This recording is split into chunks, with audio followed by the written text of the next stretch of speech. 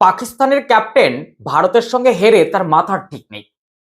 Super 8 এবং সূচিপত্র সব ভুলে গেছেন, সুপার 4 বলে ফেলছেন।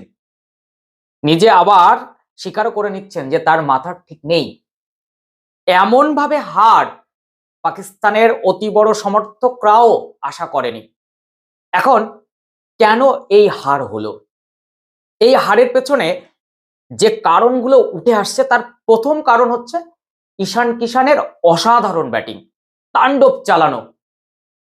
আর তাকে অনুসরণ করতে গিয়ে 13 রানের 3 উইকেট পাকিস্তানের চলে যায়। এখানে পাকিস্তানের সব থেকে বড় ভুল 6 জন স্পিনারকে খেলানো। আমাদের কিন্তু ভারতের জাসপ্রীত বুমরা, তার সঙ্গে হার্দিক পান্ডিয়া, তারা কিন্তু উইকেট নিয়ে দেখিয়ে দিয়েছে যে স্পিনাররা শুধু নয়। যার কারণে শাহিন শাহ আফ্রিদি কোনো রকম ভাবে নেট প্র্যাকটিস পায়নি। তাকে খেলানো হয়েছে কেন, এটা নিয়েই তো এখন প্রশ্ন চিহ্ন উঠছে। অলরেডি 6টা স্পিনার হয়েছে, আর 2টো না স্পিনার বাড়িয়ে নিলেই হতো। 20 ওভারের 18 ওভার স্পিনার, তারপরেও ইন্ডিয়া এই রকম কঠিন পিচে 175 রান তুলে দিয়েছে।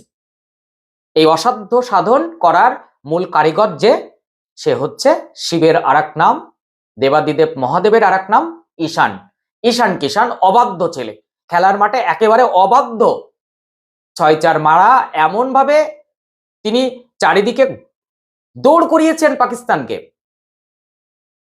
সালমান আলী আঘা কোন রকম বুঝতেই পারেননি যে কিভাবে এত রান হয়ে গেল। বিভিন্নভাবে ফিল্ডিং, বোলিং সবকিছুতে গুলিয়ে ফেলার ক্যাপ্টেন, পাকিস্তানের ক্যাপ্টেন আঘা। তার মাথায় কি সত্যি চাপ ছিল? দেশের চাপ ছিল যে হেরে গেলে দেশে ঢুকতে দেব না। এর আগে হয়েছে ভারতের সঙ্গে বিশ্বকাপে যখন হার হয় একের পর এক, সেই সময় ওয়াসিম আকরমদের, সাকলাইন মুস্তাকদের দেশের মাটিতে নামতে দেওয়া হয় না। সেই দেশটির নাম পাকিস্তান না, এটা ইন্ডিয়া নয়। ইন্ডিয়ায় তো অভিষেক শর্মা 0 করলেন, 4টে বল খেললেন। কোথাও একটা ট্রোল হতে দেখেছেন? কোথাও এইরকম হতে দেখেছেন? এই লিটন হয়েছে কখনো? এটা ভারত।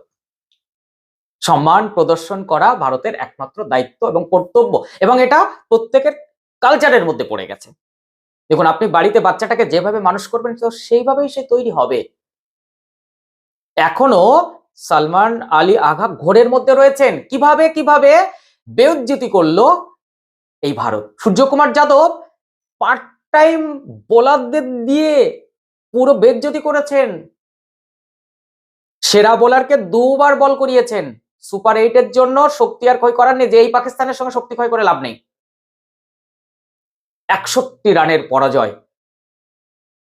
ঘুম ভালো হবে না ভাই। সাপোর্টার যদি হয়ে থাকো সালমান আলী আঘাদের, তাহলে ঘুম ভাই ভালো হবে না, একটু চিনচিন করবে তো।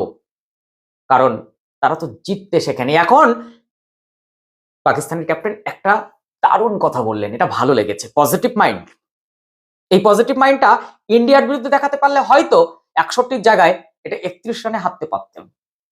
মার্জিনটা কমতো, তাতেও তো একটু লজ্জা হোক, কিছুটা হলেও বশীকরণ করা যেত। কিন্তু এই জায়গাটাই সব থেকে বড় জিনিস, যে হার হয়ে গেছে, কিন্তু এখন গ্রুপ পর্বে একটা ম্যাচ বাকি আছে নামিবিয়ার সঙ্গে, সেটা জিতে সুপার 8 যেতে হবে। অ্যাকচুয়ালি পাকিস্তান না সুপার 8 না গেলে, সেমিফাইনালে না গেলে, বিশ্ব ক্রিকেটে এই মজার ক্রিকেটটা ভারতের সঙ্গে আবারও একটা ভালো জায়গায় দেখা হোক, এই মজার ক্রিকেটটা না মিস করবে। আবার 2 বছর ওয়েট করতে হবে, না হলে 27 ওয়ার্ল্ড কাপ। 27 ওয়ার্ল্ড কাপে আবার কত নাটক হবে তো জানি না, সেখানে বয়কট টয়কট। অ্যাকচুয়ালি নাকভি নিজেও জানতেন, যার জন্য বেশি লোকজন নিয়ে বসেননি। জানেন আমি একা বসবো বা কাছে পিঠে কেউ না থাকলে ভাব খারাপ দেখলে আমি ঠিক পালিয়ে যাব।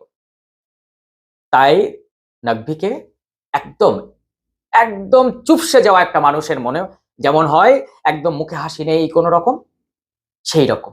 আচ্ছা, আপনি লাস্ট ভারত পাকিস্তান ম্যাচে কবে দেখেছেন যে এইভাবে লাস্ট 10 ওভারে কোনো টেনশন নেই, কিচ্ছু নেই, এক লহমায় বলে দিতে পারবেন যে ভারত জিতে যাচ্ছে, এবং জিতে যাচ্ছে শুধু না, বড় অঙ্কের একটা রানে জিতছে। এটা আমি লাস্ট কবে আপনি এরকম, মানে একেবারেই একেবারে পাকিস্তানের প্রত্যেকটা প্ল্যান একেবারে ভালো, মানে কোনো রকম ওরা অঙ্ক কষতে জানেনি। আমি অবশ্যই বলবো পাকিস্তানের ভুল সব থেকে ব্যাটিং 175 176 টার্গেট নেওয়া যেত, 2-1 করে নিলেই তো হয়ে যেত, কিন্তু ওরা একদম সবাই ঈশান কিষান হতে চেয়েছে। দেখিয়ে দিচ্ছি ঈশান কিষান শুধু, আমরাও পারি। আর তাই করতে গিয়ে একেবারে বেজ্জিতি হয়ে গেল। ফার্স্ট ওভারে মেডেন উইকেট আসলো, সেকেন্ড ওভারের প্রথম বলে 6, জাসপ্রীত বুমরাকে ওই 6 মারা একটা কাল হয়েছে ওদের, 2টো উইকেট নিয়ে বেরিয়ে গেলেন। তাও ভাগ্য ভালো এদেরকে দিয়ে আর বল করানো হয়নি, না হলে 61 নয়, এটা 91 রানে হার হয়ে যেতে পারত। যাই হোক, সুপার 8-এর ভারতের সামনে যারা পড়বে তারা কিন্তু এখন একটু আতঙ্কে আছে।